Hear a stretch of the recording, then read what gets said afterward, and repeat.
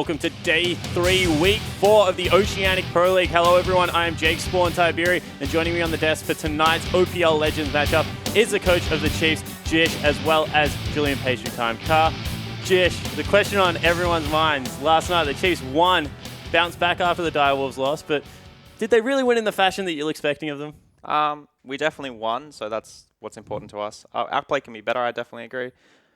Game 1 was slow and hard to close out. Game 2, we just stuffed up in lanes, and I think Game 3, we were a bit shaken, but we pulled it through. And after the boot camp, the transition to Cheese definitely looked a little bit smoother. How much work did the team put in to get behind their new mid laner? Yeah, so I think like the running commentary was that we tried to turn him into Swiffer, which is true to an extent. We definitely molded him around our play style. We helped him transition into a more Chiefs mid laner to control himself and to play a bit more passive. So that's definitely paid in dividends. And in the end, it certainly did win out. Julian, you got to cast the games last night. What did you actually make of both of the teams on Summoner's Rift? Because we had different expectations. Yeah, I think Avant kind of came in as a team we weren't too sure about, but definitely had some big highlights there for the team and are showing some strength. The Chiefs, I honestly will say, did look improved since they lost to the Dials, and that was not the worst series they've ever played. So I think in general, both teams are definitely starting to show up more. We expect them to maybe be around top 4. Chiefs obviously have high expectations of themselves, and I think both teams actually look pretty good. Yeah, they certainly did. Well, let's take a look at the week's lineup so far and the schedule. Infernum actually lost 2-0 against Legacy in pretty quick fashion. Legacy definitely cementing themselves as a top place team, whilst Hellions and Chiefs were able to shore up victories against Trident and Avant-Garde respectively. And of course tonight is our key matchup, the OPL Legend match between the Sin and Direwolves. Both these teams have been incredibly vocal online. I mean, social media, the interview that we did with the team. I just want to throw over as a coach, what do you make of when teams kind of hype up a game to this extent? Yeah, if nothing else, it's really enjoyable to see personalities and teams being a bit lighter.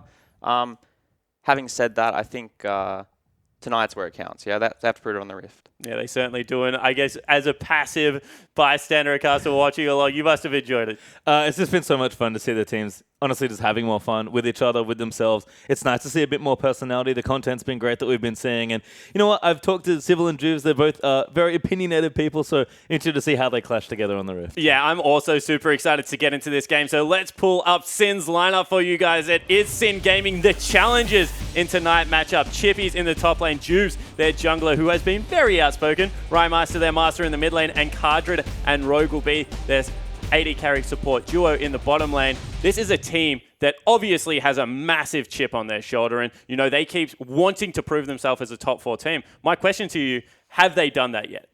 No, I don't think they've done that yet at all. I think Juves is often bailed out as his reasoning for being on the team is that he's a communication god and his shot calling pulls through for them. But as of yet, I'm yet to really be concretely decided that they actually can do that. And what do you think about this lineup in general? You know, Sin, they seem to have the one calling card to them. Is this a team that you think can push for that top 4 spot? I think, again, getting to talk to a lot of these players, you do hear how ambitious they are and how confident they are in their own play. I think they've had good results maybe behind the OPL, but like Jish says, it really is about proving it when it matters in the Pro League. Well, guess what? They get a chance to do that tonight because they're going to be going up against the OPL Legends, the Direwolves, the Chief Slayers, call them whatever you want. It is Sharp in the top lane, Sybil, their jungler, Fantix, formerly Perfection in that mid lane, and God, does he live up to that name. Raze and Kuden are their bottom lane duo. Direwolves, they've kind of morphed into this team. You know, we hyped them up for so long. You're a part of their organization. Talk me through the evolution of the Direwolves and how far they really have come as a team. Yeah, so I think Direwolves have actually always been a strong team, not the best, not the worst. They've had too many changes in their history to really cement themselves in any position. Every time they change rosters or positions, they sort of slow themselves down.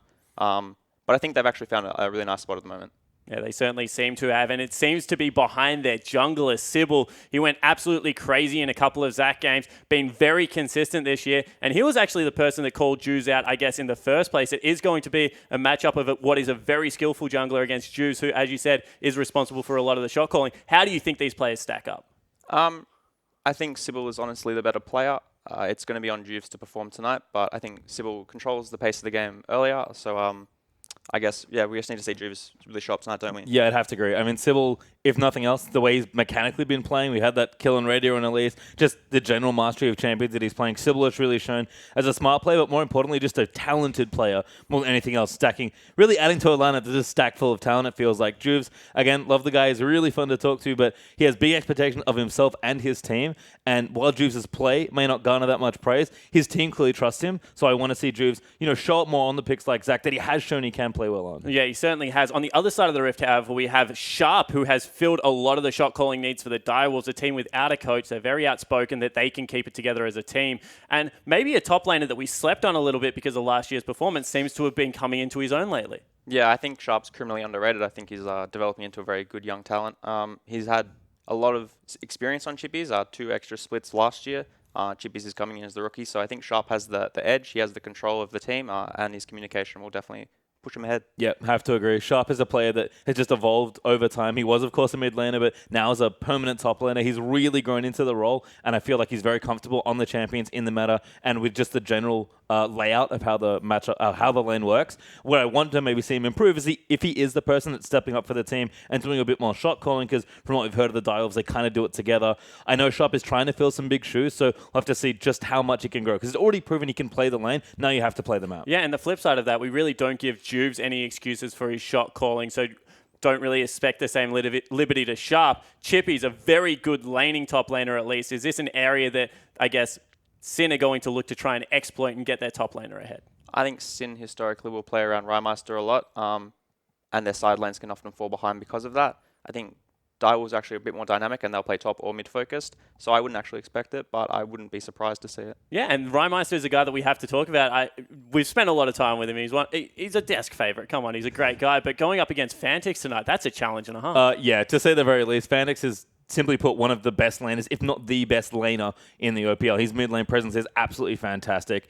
Rymeister is a very good player, don't get me wrong. The guy's great, and I think that transitions onto the Rift as well, but as far as challenges go for OPL mid laners, I think you look right now, you see Fantix and you're like, man, if I can beat this guy in lane, why am I even playing in the league, right? He's just that good. Yeah, he certainly does to be impressive. Triple Fantix ban, is that what we're expecting out of the Direwolves here, Coach Jish? It's going to depend on blue side and red side. The meta really demands a lot on red side at the moment, but it's definitely a viable strategy. It's one that we've used in the past to varying levels of success, obviously. But no, I could see that happening. Yeah, it certainly seems that his champion pool is very good. One area that I do want to give Direwolves a lot of credit for, though, and it's great to have you on the desk, is that their macro play as an overall team. The Chiefs were known as a macro team with the Oceanic scene. They played the map. They didn't even care who they were playing against. They would just beat you. Arguably, that is what Direwolves kind of took to you guys last week and came up the victor in that particular set. Is it a good surprise to see another team be able to play the macro play the way the Chiefs are used to doing it? Good's not my personal choice of words, but no, I think it is exciting for the region as a whole. We need more teams on top for sure. I think that Direwolves do have stylistically, they have a really economic focused game, and that they do divide their resources well. So I'm glad to see that another team is really taking a macro-oriented approach to the game. And when you look at that, do you think that that's maybe an area that Sin won't be able to catch up in? Because I know that they've been very, very confident in their coaching staff. Bensel's done a great job so far, but they have seemed to default back to very wombo combo team style oriented comps. Yeah, it's so weird to me to talk to a lot of the Sin guys to see how they want to approach the game, and then to watch their OPL games and see that they're not quite executing the way that they expect. Rymeister actually has a massive brain behind that mid lane. He's not just this big assassin player that likes making flashy plays, but it feels like Sin have all the pieces, they just haven't quite put them together yet. And for me, later down the line, I think they could get there, but right now it seems that the Direwolves, who are still kind of a new team as well, are just getting there a little faster. And if you're outclassed across the map, at least on raw talent, Sin have a lot of catching up to do in this particular matchup. Yeah, they certainly do. Well, it is an OPL Legend match, so I want to get your predictions before we go into the game. Seems that the desk is a little bit in favor of Direwolves. Can you confirm my suspicions? I can, in fact, and I'll even maybe over-confirm them. I think Direwolves won't only win, they'll win 2-0. Yeah, I'm going to go with the flat 2-0. I don't think Sin have it tonight. But best of luck. Yeah, best of luck. There you go, guys. That's from our analysts. But we want to hear from you at home. Use that hashtag #IamOPL. Get on Twitter. Let us know your thoughts. But Atlas and Rusty are standing alongside, so let's get in game one of our OPL Legend match. Thank you very much, Spawn. And it's great to have Jish, of course, former player for the Direwolves. Excited to have him on the desk and have his thoughts on this match. Our OPL Legends. 2-0 victory, do you reckon so as well there, Rusty? I'm not allowed to have an opinion on the outcome of Damn this it, I was game. trying to I am catch ya. entirely unbiased. That is even in my in-game name, so nice try, Max. Get him every single time. But look, I'm excited to see it, see whether it is going to be Sin being able to pull something out of the bag. And I just want to see a Yasuo contested pick in mid lane. That is what I'm excited about, of course. Rymeister, fantastic. It's been banned away from Fantix a few times, but Trundle is going to be the first ban here from Sin. So stepping away from the triple threat ban onto Fantix. Kuden does have some games on Trundle, so rightly so they might want to take that away. He's very good at playing defensively, sitting back and just kind of keeping his AD carry in the lane just by not being a threat of dying himself. I feel like by getting rid of the Trundle, either forces him into going all in that route with the Janna or picking something aggressive like an Alistar, could make Kuden uncomfortable. Yeah, but I do like it, like forcing him onto something aggressive, because we know that Raze is more than happy to put his face in an enemy team if he needs to. The man does a heck of a lot of damage and doesn't really mind too much. Was expecting the Twisted Fate ban here from Sin Gaming, just because we haven't seen Rymeister on the champion as much. He's more than happy to pick up the Kassadin or the Yasuo, so that is going to be a shared pick for both Fantix and himself. Man, this mid lane matchup excites me so much. Graves, though, is going to be the first ban here for the Direwolves, looking to round it out, and we'll see what he takes away. Yeah, one of the big questions is going to be Yasuo. It's also going to be jungle matchups. We need to keep our eyes on the Zac. Yeah. Something that could be contended between both of these two teams. Most likely in pick, not in ban. And honestly, besides that, then with the Rek'Sai there, looking at maybe Elise. That's about it. Yeah, we'll see, of course. Sharing a champion pool a little bit here, Sybil and Juice, which is quite interesting. Of course, both of them nothing above a 4 KDA, apart from on the Zac, where I think Sybil 3 games, 12 KDA on every single one of them, and Sybil 1 game, 15 KDA. So pretty good champion for both of these junglers. As of course, Rek'Sai was the ban, so not going to go for that one at all, as Lulu was taken away on the side of Sin.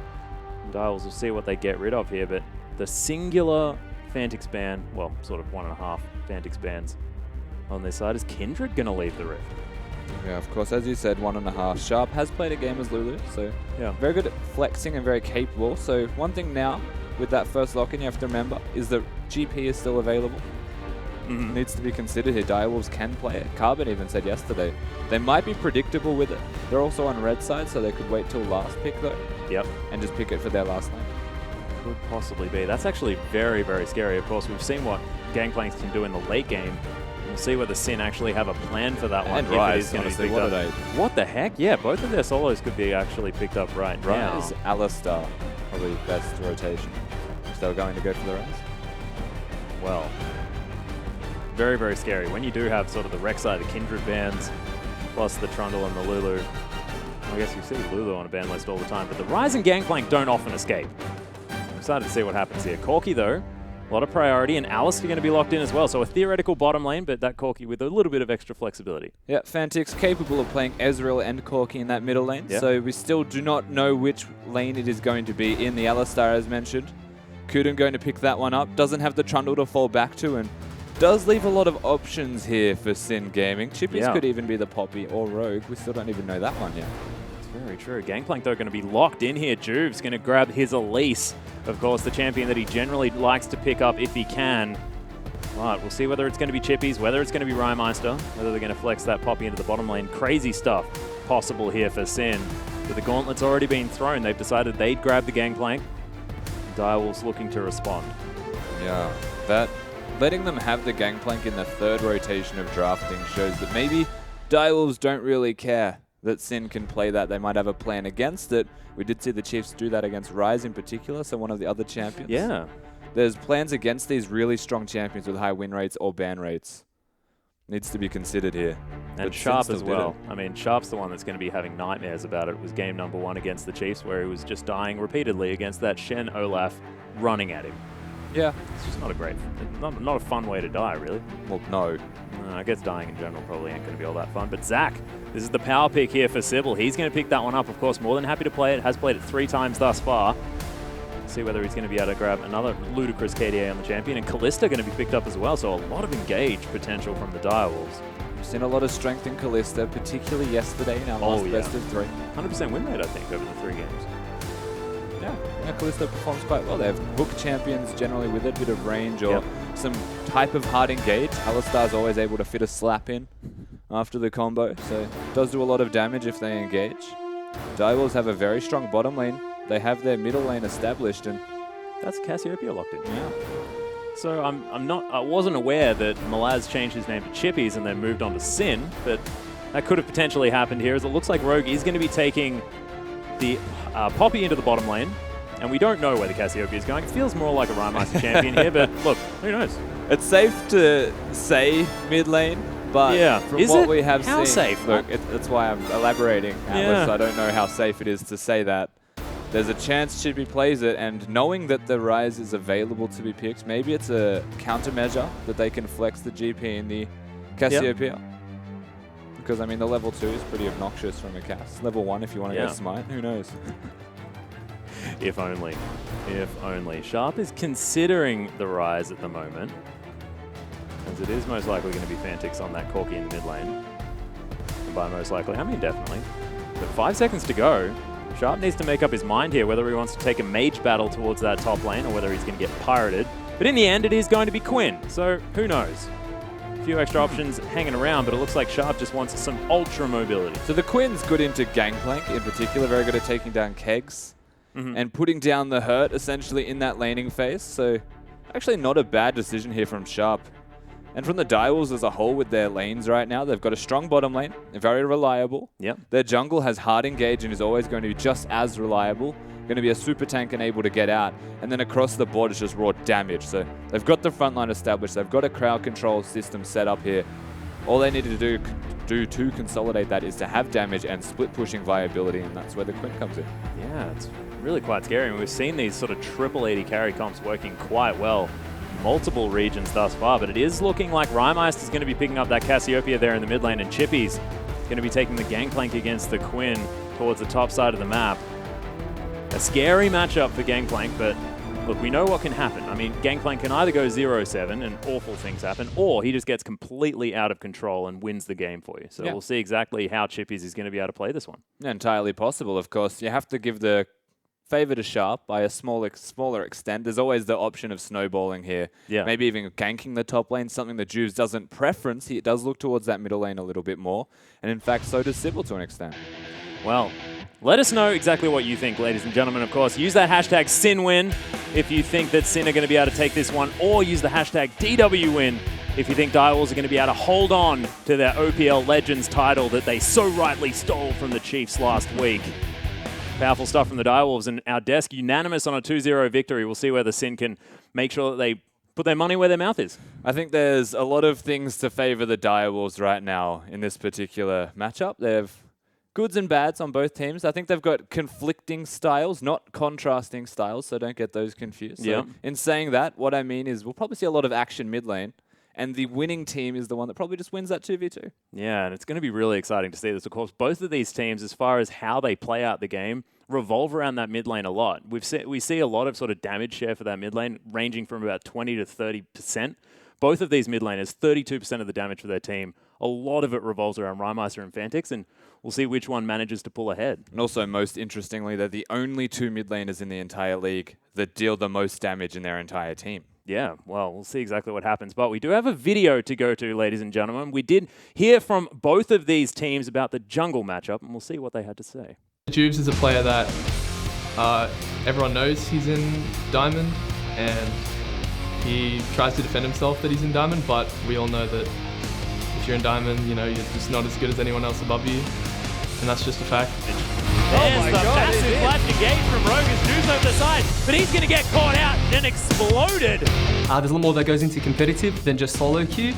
At the end of the day, we're a team, and in solo queue, it's just 5 randoms you get queued up with. So I guess I'll just let my play do the talking. Back is going to work, the massive pulverize from Rogue as he finds his way in. Last breath comes down as well. Jake in so much trouble. Juice is definitely one of the top competitive junglers in the Oceanic scene. He plays a supportive role on our team, and that's what we need from a jungler. We don't need a carry jungler. We don't need a farming jungler and a scaling jungler. We just need someone who can set up the plays, and he does that. Lane, he has half health. Sybil! Oh, knock up Coogan! Comboing in again, but a good disengage also there from Media, and Sean will join in. He plays Lee Sin sort of like the champion, like he's blind, he doesn't know what he's doing. I can camp Chippies any day of the week, and Juice is never there to back him up. Oh, and that's massive damage. Q does land. Chippy's trying to flash out away, but flash bullet from Tap. Juice has made some errors in the past that have just lost his team the game straight up. And just going to use that hold on himself. In comes Rymeister. Chippy's may fall down, but Pac-Man's dead. It's a 1-for-1 trade, and I'm not even sure whether that was worth it. So, to be fair, I've been considered a weaker jungler in the region, but at the end of the day, my team believes in my ability to do my job for the team. For a lot of people from the outside, they may question our ability and our synergy as a jungle top lane, but we know deep down and our team knows that we are good and we have the ability to beat anyone in the OPL and hopefully to take it to the finals. Well, good luck to you, Juves. Of course, some strong words from Sybil there, and we'll see whether they can put their money where their mouth is as we get into this game. Man, Summoner's Rift looks great from a distance, doesn't it, Rusty? It definitely does. Oh, now stay out. Stay out, guys. We can just cast it from there. Feels like, you know, you're rotating around the Earth, like you're, I don't know, in an aeroplane. Whoa! Aeroplane. Why didn't he choose the pink one? It's Golden Statue Sybil, of course. We are looking at a fan, most importantly here at level 1. Yep. Respect shown from both teams and no inclination of invading to get any vision whatsoever. Says to me they probably just want the 2v2, or they're not really concerned either way. Yeah, looks like it. We do have a tweet in here from James saying, let's go Sin Oceania, show him who's the best jungler OCE, Juves. Well, let's see whether he can, as he's going to be starting over at his Gromp. Yeah, Juves indeed has a lot to prove in this, especially up against Sybil, who they do share very similar champion pools. Yeah. And he's in arguably the best team in the OPL right now, Direwolves. Juves has everything to show. Oh, yeah. That legend title definitely showing that Direwolves wanted to hang on to it. Of course, Carbon from Legacy, pretty outspoken, saying that he wants Direwolves to be able to hold on to it so they can take it away in a few weeks' time. We'll see whether Sin can put that one to bed. Yeah. Rogue and Cardred are going to be taking it down the Krogs here on the bottom side of the map. Juves on his Gromp, now going over towards that blue buff as the standard start. We are going to have standard lanes. Not exactly the standard start, though, as the junglers have actually gone in normal jungle routes. They haven't worked towards their bottom side where their numbers advantage may well be. So Juves could change it up and look to potentially contest Sybil at the red buff based on this, but he's also one taking the natural jungle path, whereas Sybil has swapped it around and is working towards the top lane. So stylistic differences already emerging. Yeah, very interesting. Sybil, though, over towards the Raptors. Mid lane panning out just fine for both sides. Going to be quite dangerous now. As Juves moving over towards his red buff. So Chippy's now with the lane in his favor, and we'll see whether Sharp can really control this one. Of course, we've spoken about Sharp a lot. This is a guy that's sort of been a bit of a sleeper in the OPL, and we'll see whether he can really command this lane, because a lot is on him to really keep this gangplank down. Yeah, it definitely is. Sharp has the onus on him in this lane, and already off to a pretty good start here. This Quinn, of course, pretty quick auto attack animations. Damage mid. Whoa, yeah, Rymeister really putting the hurt down with those twin fangs. Really putting the hurt down here, though, in the top lane is Sharp. Not only is it a 6 CS advantage, you have to look at the potions used, because this early in the game, they are the most valuable asset. And the fact that Sharp hasn't used his whilst trading so aggressively, already in a happy spot. Yeah, well, Chippies. I mean, there's a scaling advantage to be spoken about here, but is there? Is there? I always thought there was. Gangplank pretty strong in the old late game. Yeah, but they do different things in the late game.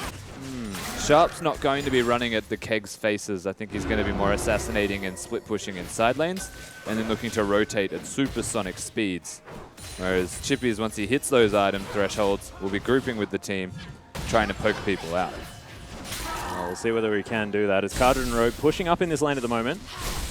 Rymeister just clearing out his mid lane. 25 to 29 in favor of Fantix at the moment. Of course, we heard Pacer Time talking about Fantix's ability in laning phase. Yeah. Definitely managing to show it now, but he's on the Corki. And Corki's just pretty strong in the old mid lane at the moment. Corki is absolutely one of the strongest mid laners at the moment, and just AD carries in general. Being able to be up even by 1 CS against someone with Ignite is no easy feat here. Oh, nice keg from Chippies. Uses the rest of his mana. But dang, it looked cool weaving 3 in there. Yeah, Cost no Juves. mana for the cakes, by the way. Oh, well, he's still out of mana, I know. regardless. I know. Rymeister just continuing to farm this one out. Juves spending some time in the enemy jungle now as there's the headbutt pulverized from Cute, and Kadra taking some damage, but standing his ground as Juves just gets ignored in that trade. Good target selection, though, from Rogue to immediately knock away Raze, prevent any extra damage on the Kadra. So basically the support and AD carry have a one-off against each other. Oh, Sybil coming around looking for something on Rymeister here. Charging up the Elastic Slingshot. Doesn't get the knock-up, but there's the Stretch Armstrong. Rymeister has to flash out of the way. Yeah, good gank from Sybil. Level 4 gank, and coming from the allied jungle of Sin, I should say. So Rymeister not going to be positioned to combat that, but on the exact flip side, Juves looking to steal the jungle away from Sybil. Yeah, I'll see whether this Sybil's going to gank again, 100%. Yeah, he's just coming back around, just understands that, yeah, well, I can engage from any length as he's charging it up from the brush. We'll see whether he gets the land on, but not going to happen. No. Pulls out for now. We were excited, man. He's only Ready. level 4, unfortunately. So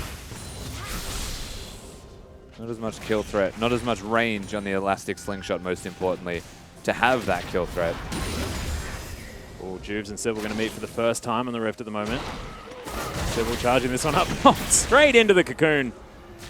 As Juves is going to at least coax him out of the jungle.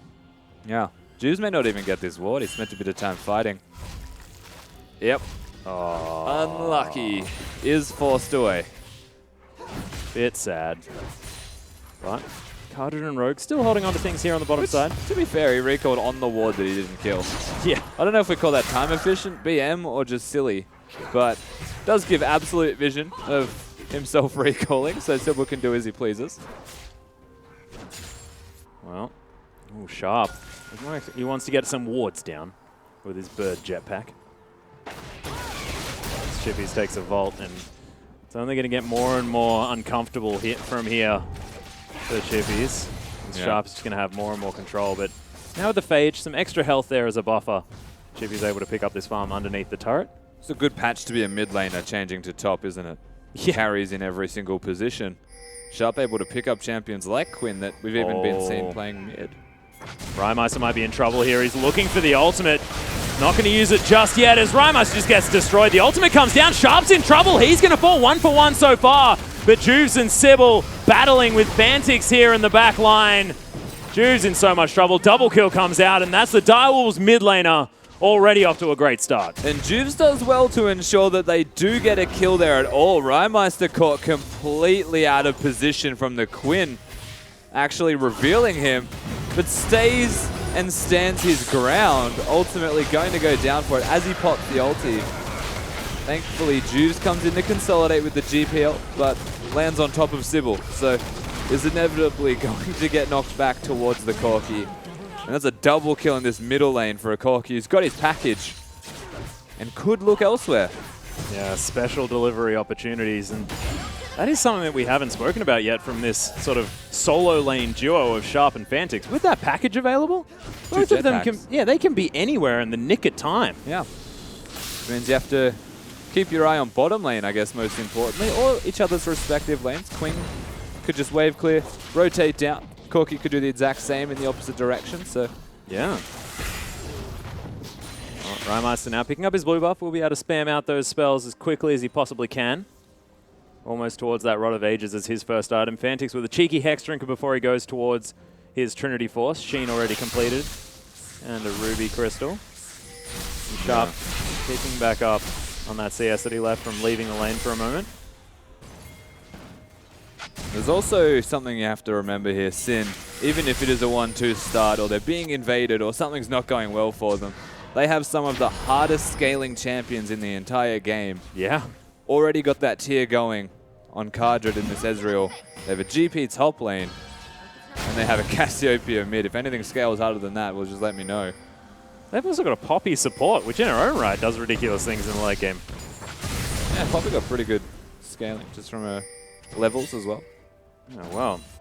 Scary stuff. Sybil and Cuden, though, they are going to be able to take down some vision. And the Direwolves, as far as how a comp is built, triple AD carry, I mean, generally that's seen as, lots of damage, but also the front line is there in the Alistair and the Zac. So scaling Probably fine here for Direwolves as well. Yeah, no, definitely is still fine. And they even have a lot of mixed damage between the Corki and the Zac. So they can't stack armor and feel content here on Sin. And really, we're just going to look at a lot of carry-style champions just butt heads. And frontlines just try their best to keep them away. Oh, there's the Elastic Slingshot getting charged. Jubes is going to get knocked up.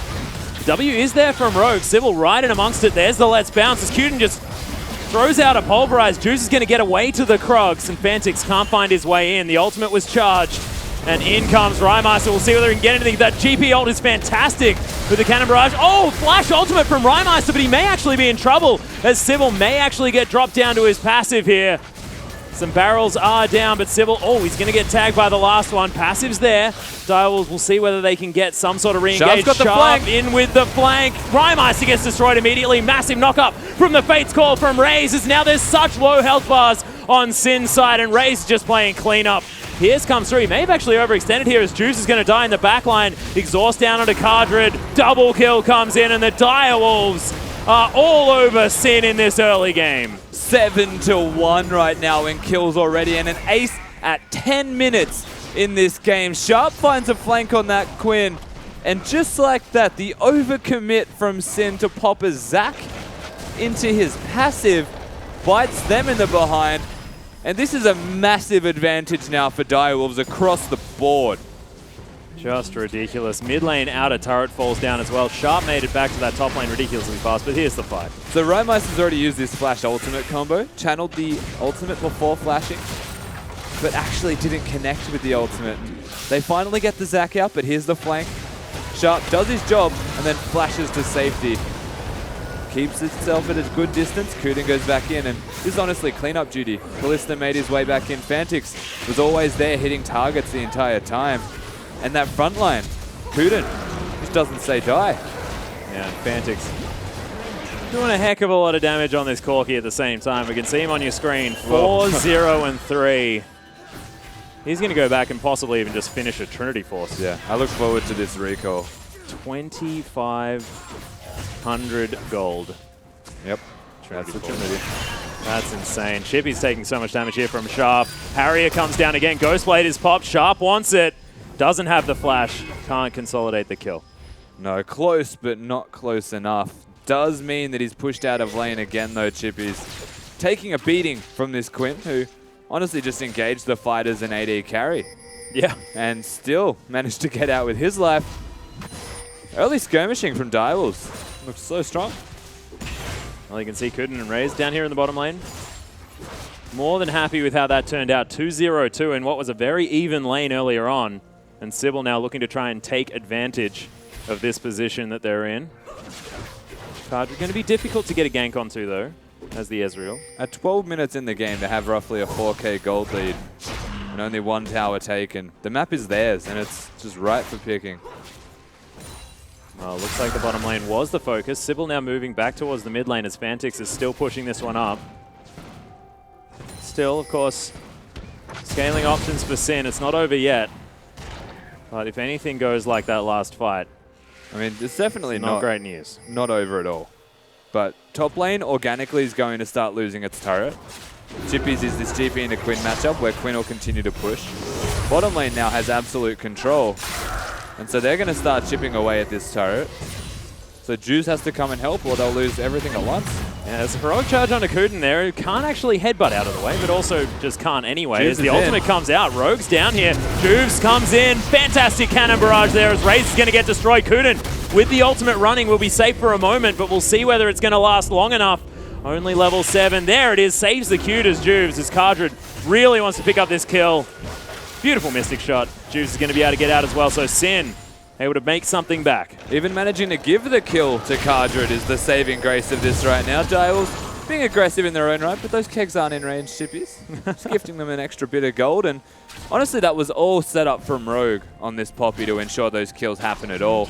Unfortunately, the gold lead doesn't change from that. In fact, it may grow a tiny bit. Yeah, it's been impressive play from Rogue as well, sort of the new addition here to Sin in the bottom lane. It's Rogue, not Rouge as well, everyone at home. Has been something. Chippies clearing out the mid lane here. And he just wants his Trinity Force, wants to be able to scale into this game, and doesn't want to have to deal with this Quinn. No, but the thing is, they absolutely have to deal with this Quinn, and every single champion that the Direwolves have, though they scale well, they're also 2-item scaling champions. Yeah. So they will be online and powered up quicker than you would think. Well, Rymeister, he's got his Rod of Ages. Sorcerer's Shoes there as well for a bit of extra mobility. Magic penetration going to be pretty handy, but he really needs to start hitting these petrifying gazes in these fights. It's just going to be so hard just because everyone's so mobile on the side of the Direwolves. Yeah. Not an easy task. No. Entirely doable though. Yep, Cardred throws out the ultimate. You know what I like the most though? This is a good moment for Juice to try and get his team back in some way.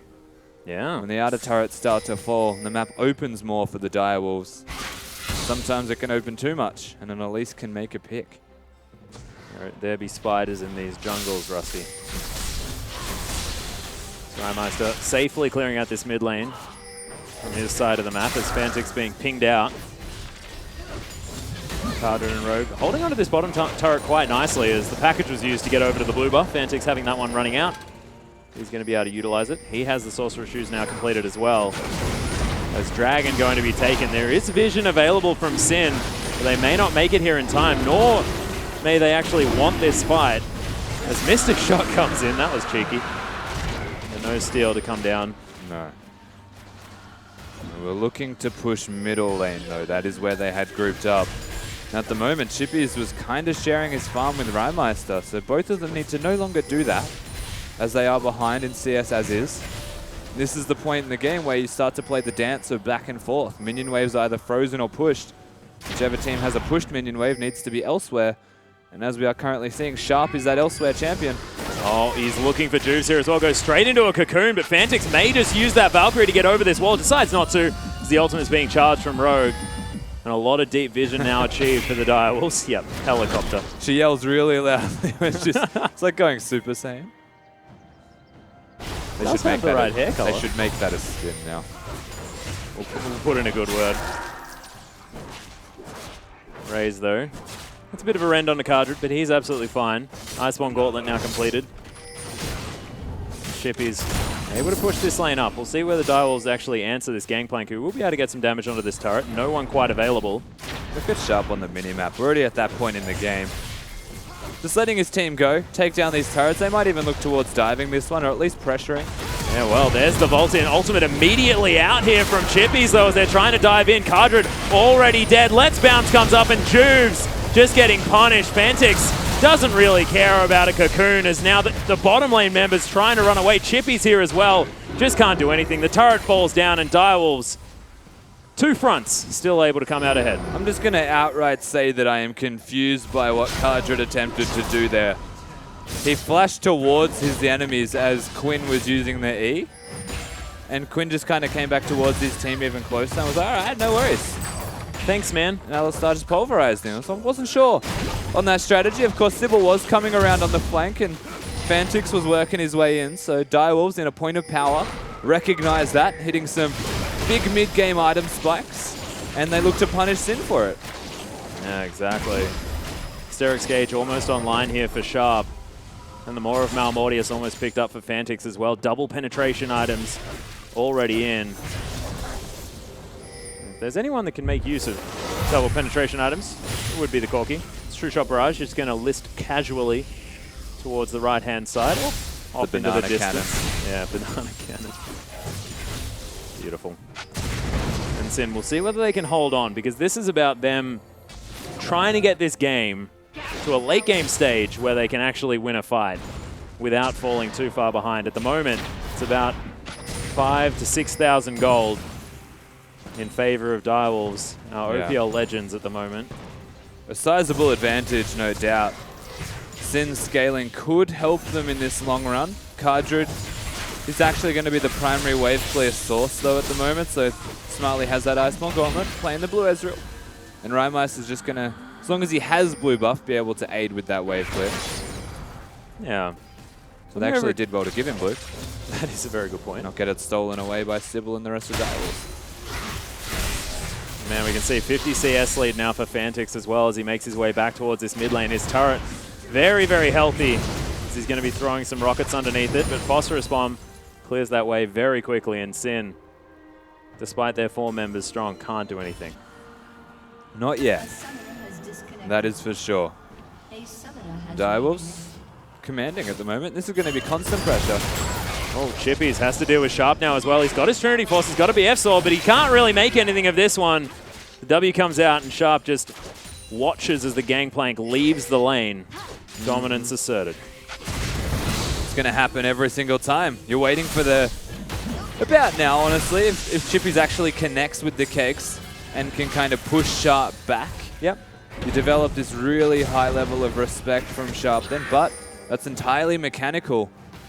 With a bit of vision, I guess that would help. Well, Chippy's looking to be building towards the Essence Reaver as his second item.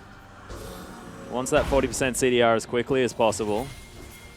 It's just so far ahead, Fantix. Even going for the Maw of Malmortius. Yeah. Straight away. Doesn't want to die anytime soon. The Rapid Fire Cannon looks to be coming in next. That Brawler's Glove, possibly towards that Zeal. Although we don't know, might be building a Ghost Blade.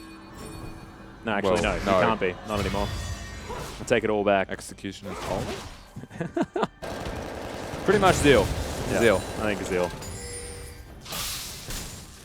Fantix clears out this wave. Rhymeister, though, Miasma's there. Poisoning everything up. We'll be able to clear out this wave quite nicely. It looks like Zhonya's Hourglass to be his next option, but he'll need some more items to do some more damage in these fights. I mean, you can see how much time it takes Rhymeister to clear these waves effectively when he doesn't have minions to tank for himself. If Direwolves actually look to pressure it at any point, then he does get resigned to his own turrets. It's not like a Lux. And Kardrit sitting in a side lane could start to be a presentable issue eventually. Well, Ward is here. Ray's going to clear that one out, but Direwolves, they're just going to start up the Baron. We'll see whether Sin can actually get in place. Teleport comes in as Sharp used that one. They do have the package and Quinn.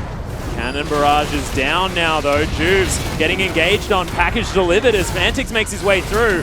As Juves is going to get knocked up after the flash. The ultimate comes out from Rogue. They've split up the members of Direwolves as Kardrit's trying to do his best to control this one. Barrel not going to find anyone as Fantix able to lock that one down, and Direwolves just reset. Yeah. See if they can make something happen, but no one dead on both sides. No, Direwolves reset. They definitely do, but of course Kuda not having that ultimate on Alistar, nor Raze on this Kalista. Their engage is a little bit less than it were before, and as is the Alistar's tankiness. So, for all intensive purposes, only the one frontline member remains. Yeah, not as much blown on the side of Sin either. No. It was the Cannon Barrage, really. And Rogue throwing out that Hammer of Justice. Knocking everyone away, but look, Direwolves are just going to pick themselves up a Dragon. Looking like it will be a relatively easy task as well, as that's a lot of spears. And in the end, it was in fact Fantix that managed to lock it down somehow after the ring. The old Phosphorus Bomb. Yep. Does a bit of damage. I was going to say, I mean, is he that far ahead that a Rend of that level doesn't do as much damage as a Phosphorus Bomb? Not at all. I don't think so either. It's a cute idea. Skyfall going to be used from Sharp just to clear out this minion wave, and we'll see whether he can create the split push pressure once again against Chippies. I mean, Direwolves are just going to unrelent with this Baron now. They've already established themselves as looking to focus that area. And from here on out, Sharp's able to just use his ultimate, rotate around super speed. Teleport, not a necessity for him as such.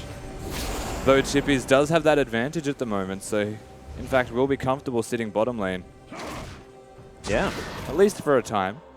Just matching the Quinn where he can. Sharp going to back, pick himself up some items as the Gangplank continues to try and get himself towards this mid to late game stage where he can get some power. But that cheeky little ward outside of vision range, showing Sin exactly what's going on here. As Direwolves are going to move everybody else in. Sin have to answer this one. As Rogue's coming around, there's the cannon barrage. Direwolves moving out of the way, but they're committing on this Baron as Rogue is going to lock down Fantix. Rymeister wants to find the ultimate. There's the flash. A lot of damage done now as Sybil's going to whiff the elastic slingshot. Rymeister just gets focused and destroyed as Chippy's now from the backside. Raze takes down Rogue and Direwolves just look to be too far ahead. Chippy's picks up one onto Sharp and Cardred makes it out by the skin of his teeth, but Direwolves only lose the Quinn. Cardred lives and Direwolves, they just sit in the Baron pit. They secure it with the Callista Rend, and then they just stay. They hold their ground. Kuden is the front line. Sybil, even after missing the elastic slingshot, flashes back in and continues to be that frontline pest, just disrupting the team.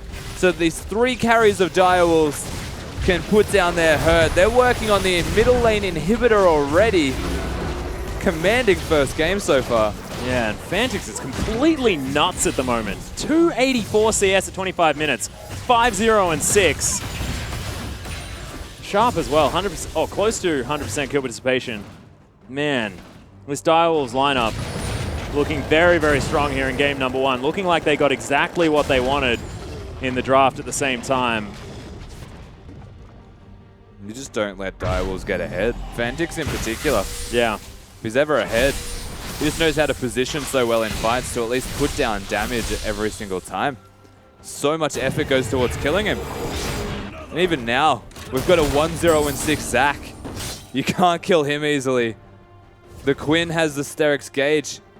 And the fact that they've got cost-efficient magic resistance across the board here from Direwolves, they can just focus down anyone that does physical damage, so Chippies, yeah, and live through the magic damage before taking them out. It's just sequenced play here from the Direwolves.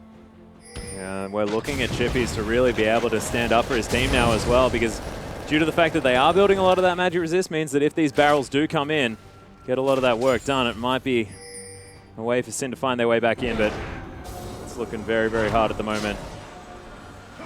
Bloodthirster completed for Raze. Rapid fire cannon and a BF sword now for Fantix as well. He didn't need more items. My god. Blade of the Wrong King on the way for Cardred, who's just trying to consolidate here on the bottom side. Juve's helping out, but it looks like it might be a dive. Sybil can probably just stand under Nexus turrets right now and not really care. Yeah. He's a pretty big golden Zac, that's for sure. What? Now I know why it's called a big one, guys. That rocket did a lot of work. Just wait for the rapid fire auto attack. Yeah, I don't want to. Oh, God.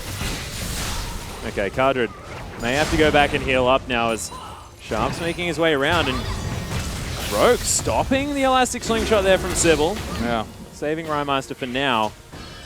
And it's funny, I feel like Sin's idea to deal with the Zac was to have Poppy in place. Poppy is very good as a counter to that long-range engage tool. Yep. Oh, Cocoon lands. They've managed to find Fantix here as Cannon Barrage goes down as well, but he's just not taking enough damage. Still at half health as Fantix is able to pick up the kill onto Rogue, and Sin now have to turn around. Cannon Barrage on cooldown. They just don't have enough money, don't have enough items to try and get the work done here. Sharp, oh, in his bird form. My god, how did that even happen? As Sybil's going to find his way in. Nice use of the ultimate, but it's just not enough as Direwolves looking to try and close this one out. Close to 30 minutes, 15-4 in kills. Now OPL Legends definitely want to hold on to their title. What a commanding first game here for the Direwolves. Dismantling Sin with no deaths on 2 of their members in mid and jungle respectively. I think that's perfection stamping his foot down on this game, saying that he's the superior middle laner of the 2. Well, he's definitely made it look like he's more than happy to pick up these sort of, I guess, high meta champions as well. And the Corki hadn't seen him on that champion yet, but man, it was ridiculous. I mean, I think last time we saw a Corki in that mid lane, it was against Fantix in the hands of Cheese. And he managed to dismantle it on the other side. But we are going to throw it to our analyst desk to hear from our professionals. Thank you so much, Atlas. And that was a very commanding win there for the Direwolves. Let's take it back to the start of the game. Direwolves came in with a game plan that was to target ban Juves, the man that they said they weren't that worried about. What's going on there? Yeah, seemed strange that they were openly criticizing him and then target banned 3 champions against him. But I guess it really did pigeonhole him into their least pick, and obviously that was something they wanted, so they took the Zac into it, and Sybil did play really well. Yeah, and one thing that we've said about Elise, she's a great ganker, but doesn't really ramp into the team fights. We call it kind of that stun bot, right? You have the cocoon, and then you're more of a peel utility. And one thing that the Direwolves did at the beginning of that game, page through time, is team fight like absolutely maniacs. Yeah, they're pretty good at collapse. You actually have a replay that we can pull up just to show how good the Direwolves are at playing together. This was sort of their strength last year, but I feel like they've just gotten so much better at it. So the thing for me is just watch what Fantix is doing here. But we're going to roll the clip out. We'll see exactly. Sybil is going to go in, jumps on Juves, and you can see what they're trying to do. Kuda, a nice cocoon actually, stops him from coming in, and he goes all the way in. But Juves has repel, not going to get moved out. Rogue able to channel the ulti and kick him out. And Dov's like, we got to go. Rhymeister's here. Kuda's getting jumped on. He's got to pop the ulti. Israel ult, GPL, all these globals. Look at Fantix. Dodges the ulti, flashes back over the wall, and the Dials route. Rhymeister's already used his flash, and Sybil's like, I have passive. We're going to be fine. Seeing it keep running down, but the rest of the team joins in. Sharp's coming in from the top for a flank, and they just collapse. Rhymeister's the target. He does all the damage. Blow him up, and then clean up City. Fate's Call, massive pulverize for the 3-man. And Direwolves, the way they play around terrain, the way they use the cooldowns, the way they play together, they chase these kills. Raze even goes stupid and just jumps all the way down to clean up these last few kills. Even this dive at the end's perfect. Direwolves pick up an ace, 10 minutes into the game? Yeah, and the more you look at this Direwolves lineup, the more that it's starting to look like Chiefs. Like, this was your calling card. Get them out in front of a Dragon Pit 10 to 15 minutes, box them around the ears a little bit, and then take over the rest of the game. That was some very nice early game team fighting from the Direwolves. Yeah, I agree. They really understood the limits of their champions there. They went for the early aggressive pick, knew they couldn't make it. And then when Sim sort of kept committing, Direwolves realized they could turn around and pull the trigger. And, we spoke at length about the fact that, in the break that the top lane Quinn pick doesn't really make that much sense against the Gangplank unless you facilitate plays around the map because he wants to be shoved in. Credit to Sharp, shot caller for the Direwolves, able to make plays around the rift very, very early on in that game. Yeah, so Quinn is such a strong pick at the moment, right? Because she controls the lane positioning, essentially. She bullies or pushes wherever she wants. And then she has the ability to roam. So when we saw the early roam, I actually was a bit disappointed. We didn't see the early ult from Chippies to mitigate any damage. But he ulted after the first kill, and it was essentially wasted. Yeah, it certainly did look to be that case. But one thing that we do know is that before this game, there was a little bit of back and forth between the coach of Sing Gaming as well as the owner of Direwolves. Rippy actually tweeted out that his team would be up 15 at 15-minute marks, couple of thousand gold, and at least 3 turrets. This time around, wasn't exactly the 3 turrets, but the gold was definitely there. Yeah, had 2 turrets to 1, I think. So not quite there, but yeah, did have a gold lead. And Prophet Rippy, not just the Udi main now that we know and love, not just the owner of the Dials, can now add Nostradamus to his list of professional things. Yeah, certainly can. And as the game progressed, it didn't really look like Sin had much of an answer. If it did, it was maybe in their bottom lane. They were able to hit back with a couple of kills, push down a turret there. Is this something that they look to for the rest of the games and kind of try and break down the barrier down there? It seemed initially like the Sin got almost the ideal draft. They got a lot of strong power picks,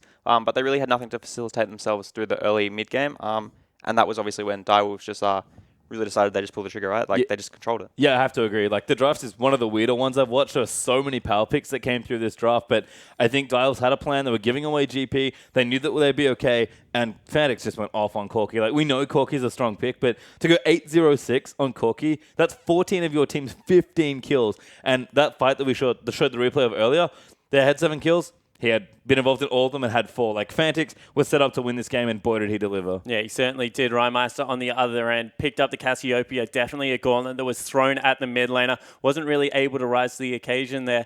Looking at the 888 comp, Yasuo would have been a very powerful pick there to take into the mid lane, but goes on the wayside.